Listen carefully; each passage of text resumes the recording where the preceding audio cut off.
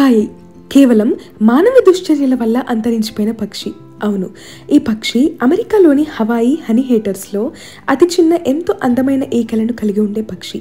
ఈ పక్షి గూడును మొదటిసారిగా 1971 సంవత్సరంలో వైల్డ్ లైఫ్ బయాలజిస్ట్ అయిన జాన్ ఎల్ సింకా కనుగొన్నాడు. ఈ పక్షి తక్కువ ఎత్తులో నివసించడానికి ఇష్టపడుతుంది. హవేనియన్లు తమ స్వంత కారణాల కోసం అడవులను నరకటం మొదలుపెట్టారు. దాని ద్వారా తుఫాన్లు, హరికేన్లు వచ్చి ఈ జాతి అంతరించిపోయినట్లు కథనం. ఈ పక్షి ఈకలను దోపిడీ చేసి మార్కెట్లో అమ్మడం ద్వారా వారి స్వంత ప్రయోజనాలకు గొర్రెలను, పందులను, ఎలుకలను, ముంగీసలను పెంచడం, తద్వారా బ్యాక్టీరియా వ్యాప్తి కూడా ఈ పక్షుల అంతానికి దారితీసింది. చివరిసారిగా మగకాయే పక్షి తన తోడు అయిన ఆడకాయే పక్షి కోసం వెతుకుతూ చేసిన బాధాపూర్వక శబ్దంను 1987 సంవత్సరంలో ప్రముఖ బయాలజిస్ట్ అయిన జిమ్ జాకోని తన టేప్ రికార్డులో బంధించాడు.